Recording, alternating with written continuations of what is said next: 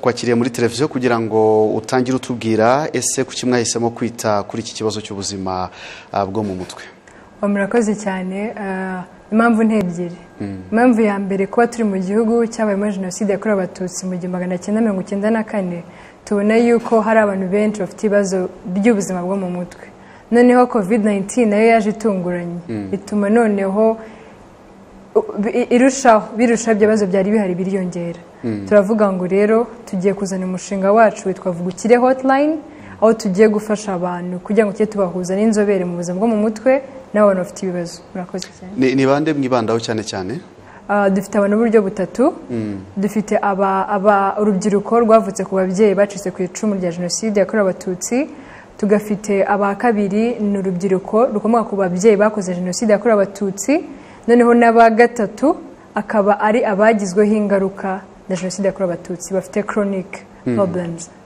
Ni ubuhe buryo mufasha aba bantu mu bigenza mute? Dufite mobile application, Vugukire application, dufite USSD app, tukagira na phone call. None se tubafasha mu buryo bune bukurikira. Mu gihe winjiye muri application yacu hari registration, aho se dukora profile y'umurwayi. Noneho hazajya hari nk'ibitabo by'ama appointment mu gihe wenda akeneye physical session bamwandikireho, ukeneye group session babyandikemo. Noneho hari na consultation aho bazajya bamusuzuma bareba ikibazo afite. Noneho hakaza na post consultation. Noneho iyo ngiyo izajya ituma bamuhereza umuganga. Ubu ngubu dufite aba clinical psychologist batatu n'umuspsychiatrist uzajya utanga imiti igihe biri ngombwa.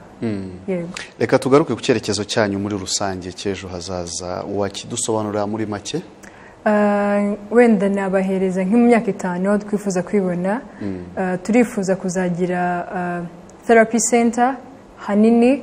Ubu ngubu mbere twakoreshaga uburyo bwa group counseling, tugahuza abantu bakabasha kubohoka bakavuga ku bibazo byabo, tukabahuza n'abaganga. Ubu ngubu noneho bazajya bakoresha application wawundi ugiraga ipfunwe ryo kuba yavuga ikibazo cyari kumwe n'abandi bijye hagati n'umuganga we kandi mwibanga rikomeye. So turifuza kuzagira therapy center, ikigo kinini cyane kidufasha abantu. Therapy center ubwo ni iki? Uburitse dufasha abantu bafite nk'ibibazo by'ihungabana, bafite agahinda, bakatose bitewe n'amateka yabo, tukabashyira ahantu. Tubahereza amahitamo. Umuntu harazajya bakenera kuba nibwa session ni uburyo umuganga w'inzobere mu buzima bw'umutwe cyangwa se twita nk'aba psychologist tukamuhuza n'umurwayi. Session ibiri hagati y'iminota 45 hamwe n'isaha. Rero niyo twita session. Physical session ni ukuvuga muganira. Group session akabona ko kugushyira hamwe n'abandi kugira ngo ubashe kuvuga, ubashe kubohoka, akagushyira aho ngaho. Noneho hari uvuga ati oya ngenza kuja application cyangwa kuja telefone mvugane namwe. Amahitamo azajya baraya. Noneho tugira ikigo kinini cyane kuko tuje gufatanya, dufite nka Icyizere Center, dufite Karayesi Ndera batanga service nk'izacu. Ariko twebwe dukora mu buryo individual, umuntu ku giti cye, group bitewe n'icyo uzajya ushingiraho. Kandi turatagetinga gukorana n'abantu benshi. Tuzajya dufatanya na Farge abagenerwa bikorwa babo, wenda nk'iwawa harano bagene ko ntago dufasha abantu bagizweho ingaruka na jenoside gusa. Oya, hari abantu babaswe n'ibiyobyabwenge, noneho nibazo mu mutwe ni bigari kuruta uko abantu babitekereza.